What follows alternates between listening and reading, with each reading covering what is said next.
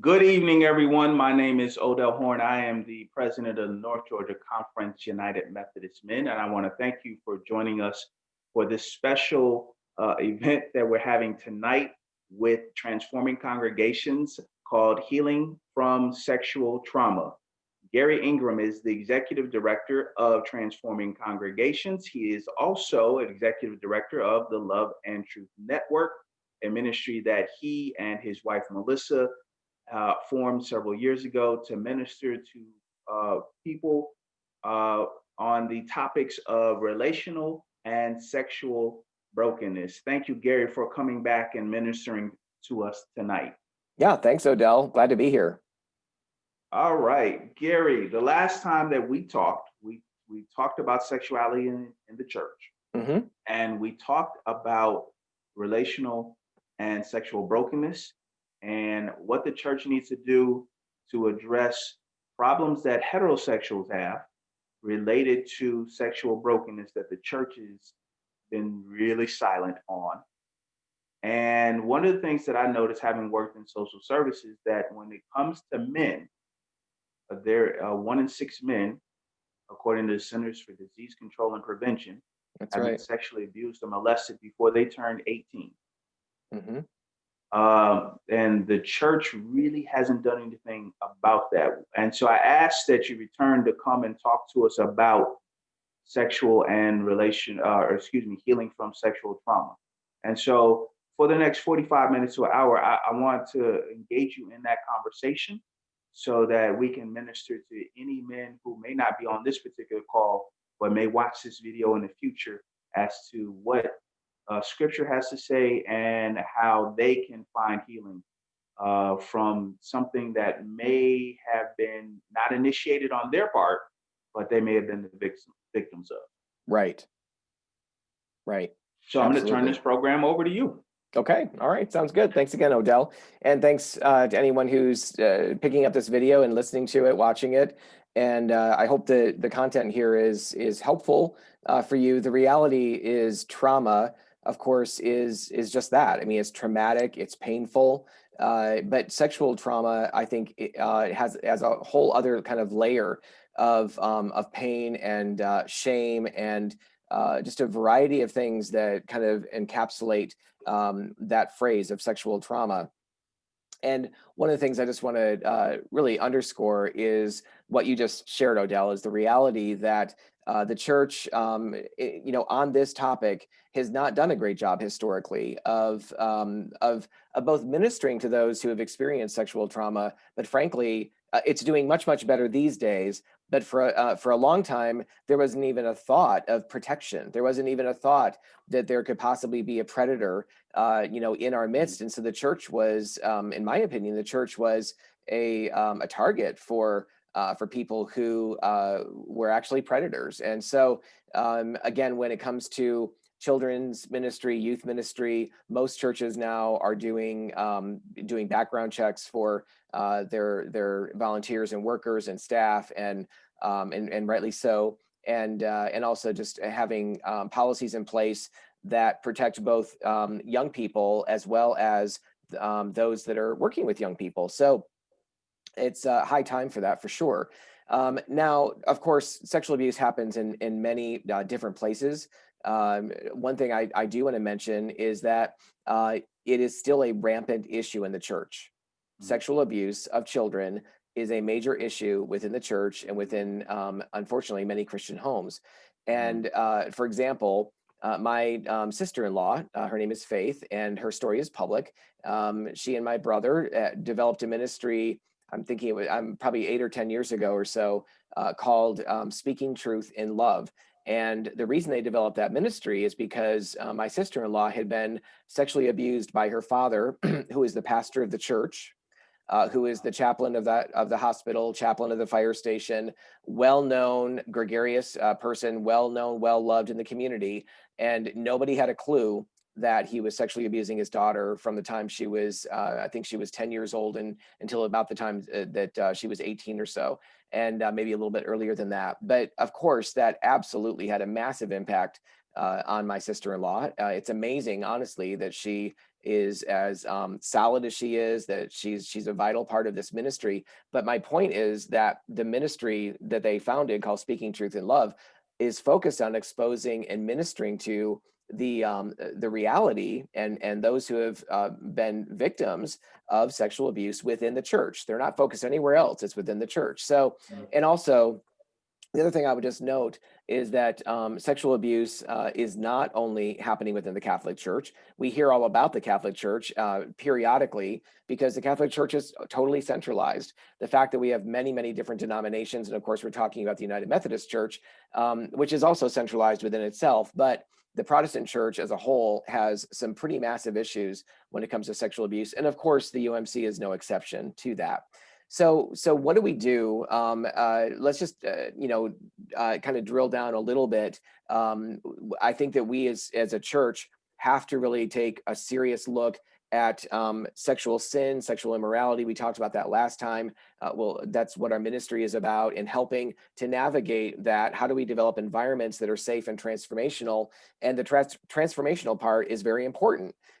We want people to experience the transformation that is totally scriptural, that the gospel affords us, that the community, the body of Christ affords us as well.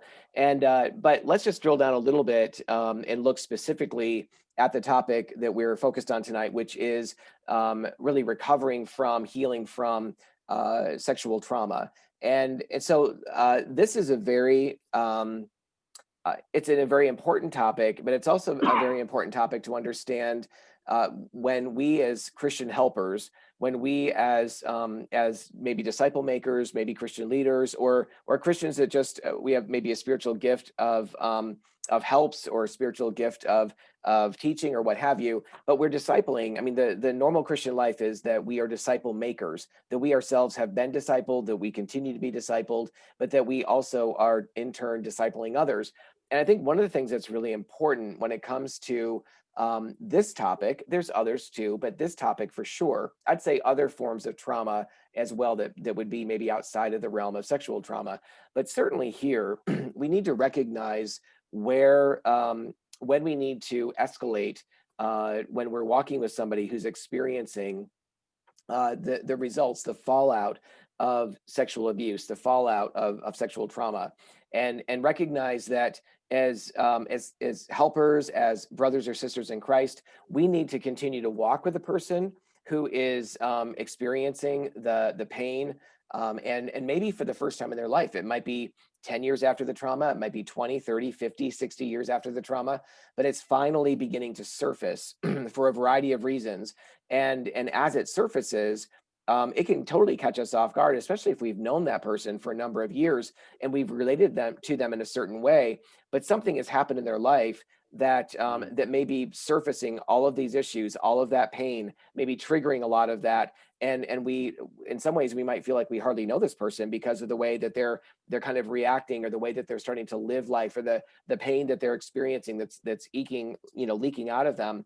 And as Christians, as brothers and sisters in Christ, we need to be really patient and gentle and gracious with those who are beginning to get in touch with the trauma that they experienced. Mhm. And but in addition to that, we really need to know how to encourage people to connect with others who can help them in a very specific and maybe professional counseling kind of manner. So we as Christians don't want to take on more than we can handle. The reality is, for those who have experienced sexual trauma, it is being re-victimized as an adult many, many years after the fact is a reality. And we have to be really careful that we're not sloppy, or that we are not, again, not inviting people in, or asking the person that we know, or maybe it's us, maybe we're the one experiencing the trauma. We need to know that, look, we need to find competent help and support that can walk with us and walk through the pain of what's surfacing from the past. So that's one thing I'll say that I think is very important. Another thing is, I mean, first of all, what even is sexual trauma? It really is, sexual trauma really is the lingering effects of, I would say, obviously physical, emotional, even verbal abuse that is of a sexual nature.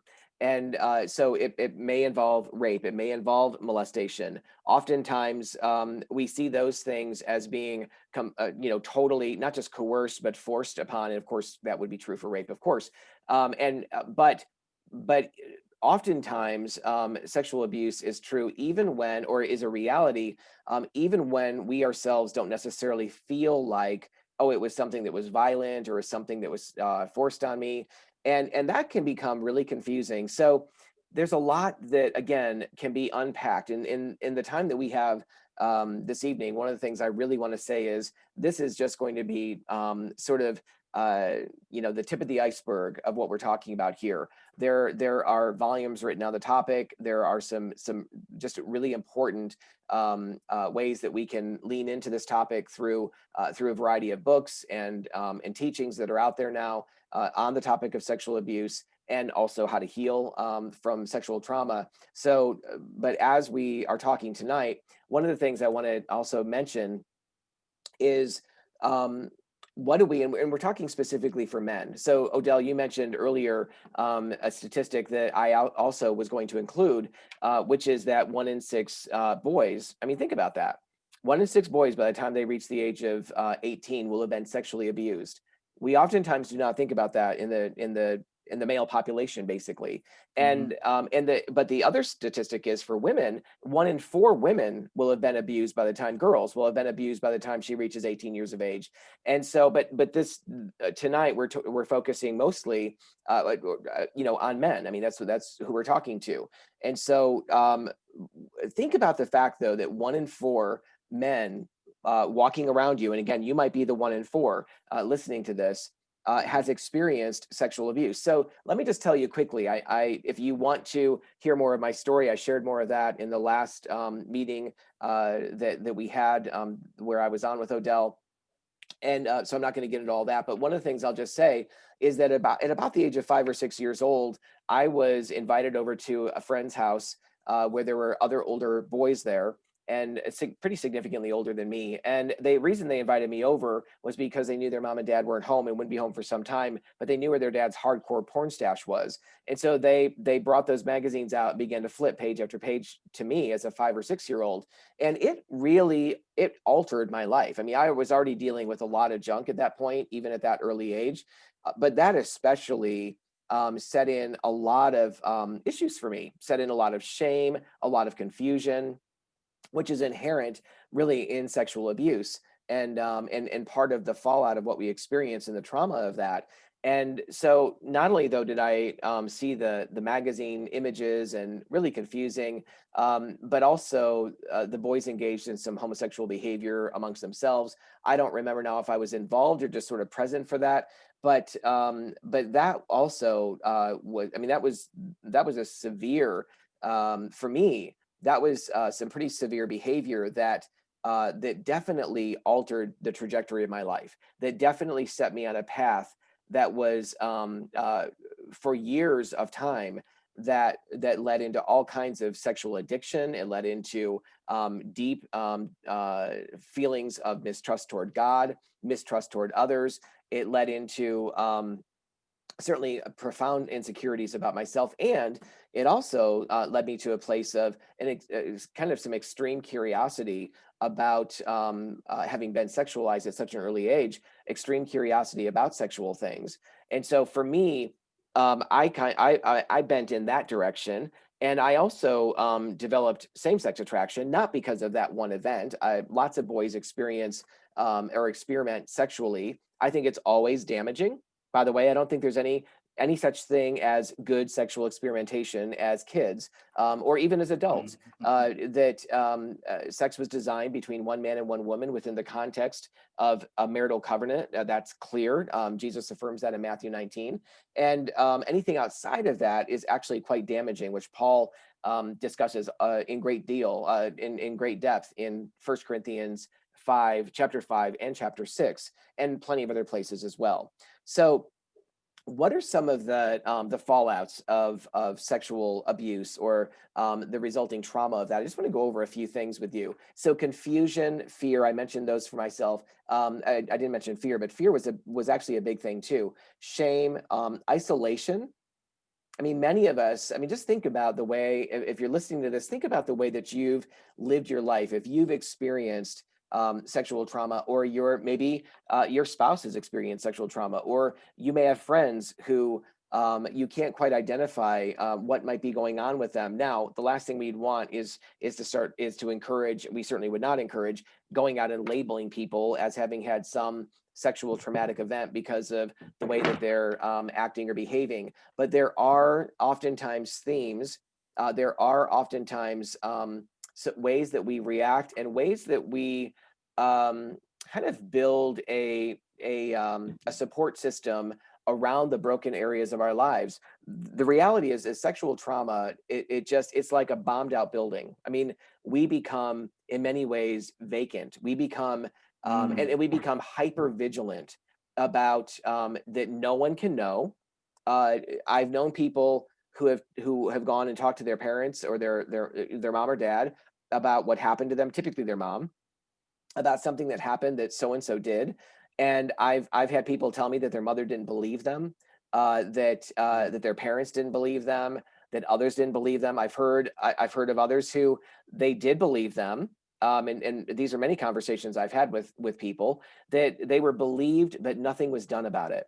Or they were believed, and in my case, I was told that I couldn't play with those boys anymore, but that was it. So I'm thankful that my parents didn't just sort of turn a blind eye to it and pay no attention to it. But there was not one word of question about how I was doing, how I was feeling about what had happened to me.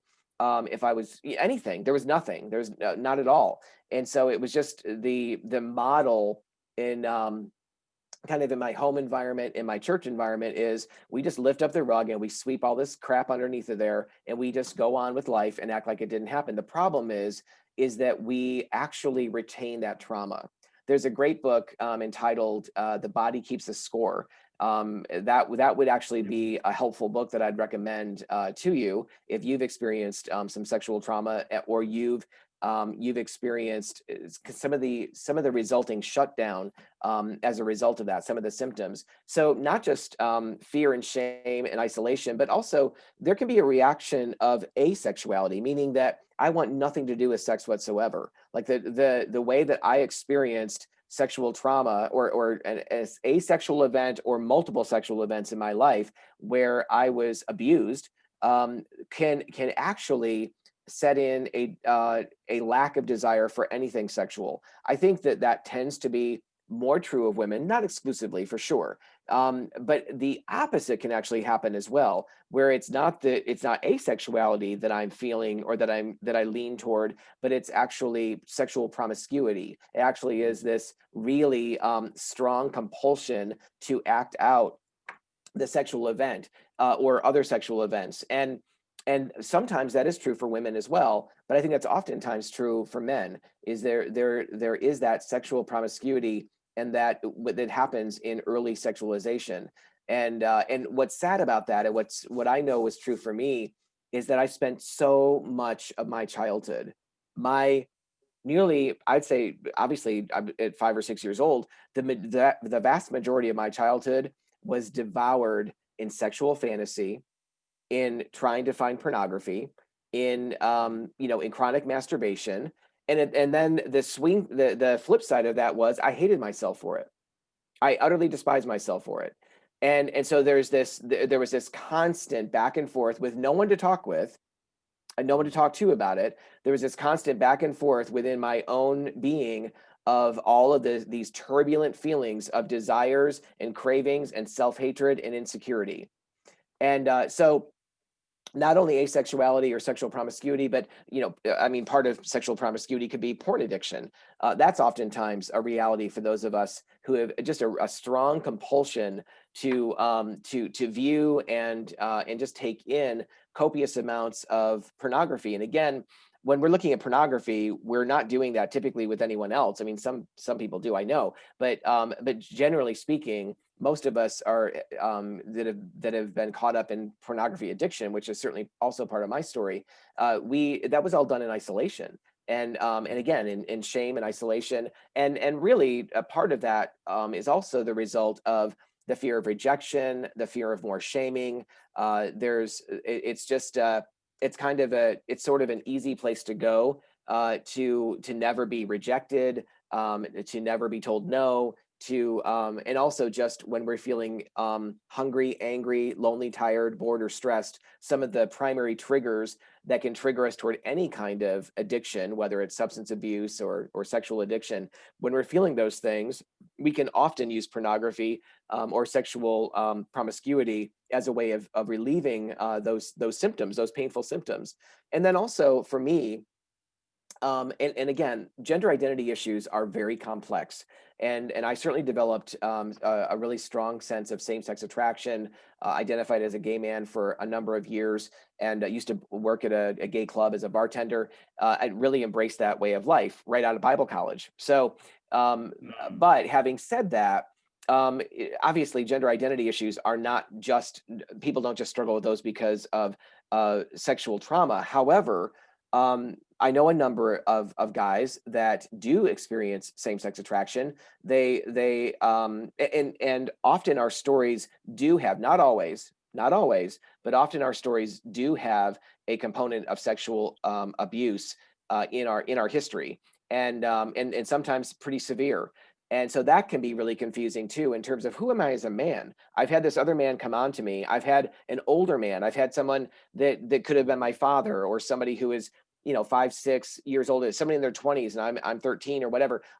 So why are they coming on to me? Why did they sexually abuse me? What is it about me? That's what the enemy starts to do. That's what we start to do, is we start to wonder, what's wrong with me? How did maybe I did something to draw that person toward me. Maybe there's something that people just pick up on, that maybe they know something I don't know, about my own sexuality. And so it all becomes very confusing. And again, when you're experiencing these things, usually the last thing we are looking for or trying to find would be someone to talk with, because we don't want to keep this all a secret.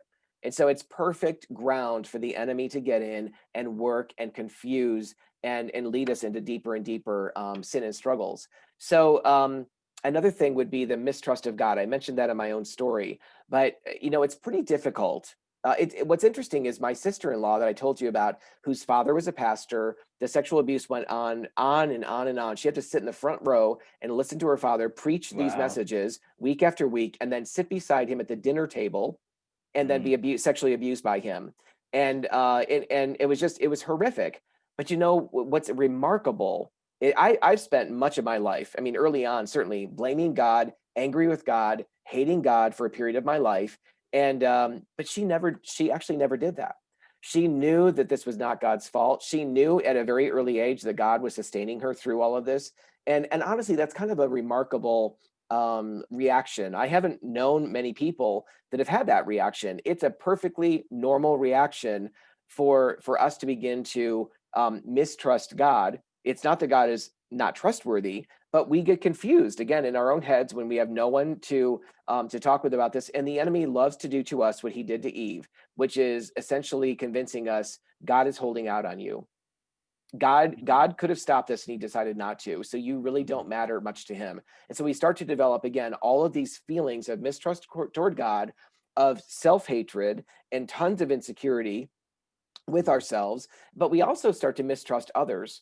And we can start to develop, as men who have been abused by other men, or men who have been abused by women. I've known a number of guys who have been sexually abused by their moms. And you don't really think about that happening that much. And I think that's still a smaller percentage. It would be more, obviously girls being abused more often, but typically sometimes by other girls. I've known women that have had that happen with them as well, but often by guys. But men are abused by women at times too, and but often male sexual abuse occurs by other guys. And so who do we turn to in those situations? We can easily, because of one or two or more instances of sexual abuse, we can start to transfer our mistrust of that person onto the entire population. So all men become untrustworthy, or all women become untrustworthy, and we push away from women in general because I was abused by a woman, or because because I was sexually abused by a woman, and her emotions just seem like something I can't handle or whatever. And so we push away not just from the person who abused us, but from an entire population of people. So that can be a result of trauma.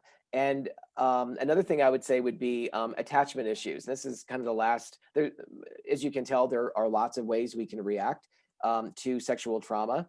But one way, which is really important as well, is to understand that every one of us has the way that it's kind of been phrased or put into a counseling theory or an understanding about humanity and the way that we relate to one another. The concept would be attachment theory, attachment styles, and we all have for me, there probably are some other ones out there, but for me, I kind of look at attachment styles and understand those in the framework of what others have written about and handed down what I've been taught, in the framework of 4 primary attachment styles. There's a secure attachment style, and it sounds just like what it means, that somebody who has a secure attachment style, which aren't many of us naturally, is somebody who is able to form really good and healthy relationships and friendships. They are able to. They're not glomming onto someone and making them an idol, or desperately needy and kind of sickly needy for that person, which is a part of my history as well. But rather they're able to give and take in relationship, enjoy those relationships deeply. They're not just living on the surface with relationships. They go deep with their brothers. They enjoy good, wholesome connection with their sisters as well, but especially as men, with our brothers. And again, the idea would be that we go below the surface and we are able to form really good and healthy, secure attachments. But then another style of attachment would be an anxious or preoccupied attachment. That would be where we're kind of what I said before, where we tend to kind of glom onto someone. We tend to make them either a bit of an idol or extremely so in our lives. We're constantly preoccupied with what they're thinking about us. We're constantly preoccupied with wanting their attention, wanting to connect with them deeply. And this can be certainly part of what develops through same-sex attraction, definitely. But men can be this way toward women too, for sure. Obviously, no doubt about it. Where you live your life for that person is essentially what you're doing, and you become a chameleon. You basically try to become anything that they want you to become, so that you can keep them, and so that they'll stay with you, which usually doesn't work out too well, because most of the people that we tend to do that toward don't want to be with those kinds of people. They want to be with people who are able to engage in more of a secure attachment. And then another style of attachment, the third style, would be more of a dismissive style, or an avoidant style. And that, Mm. again, sounds like just what it is. It's the opposite of the second one, in a sense. It's the person who tends to, well, let's look at it this way. We oftentimes think of, I've heard it said that, basically life is made up of people who are either users or givers, basically. Well, the giving for the second group, this ambivalent, or not ambivalent, but this preoccupied person, the giving that they do is they tend to give so that they can get. It's not a free gift. It's that I need you desperately and I'll do anything to keep you, and I give. That third category of the avoidant person is they tend to not give at all. They tend to give very, very little. They tend to be stoic. They tend to be, you might even think of them as kind of being emotionless. They appear at first to have a lot of strength, but that strength is often simply the result of disconnecting emotionally and responding to pain and trauma, whatever that might be, sometimes sexual, in a way that's sort of the opposite of that other person who is constantly preoccupied with the other. And so the third category would tend of person of attachment, the avoidant one, would tend more toward narcissism. Mm. Or not, maybe not even more toward extreme narcissism, maybe even to the point that it's a personality disorder, and they're completely caught up in themselves.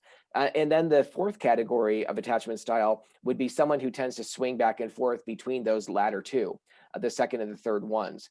And where we sometimes we do glom onto somebody and kind of bow down and worship them and build our lives around them, and at other times we are totally caught up in kind of a narcissistic perspective.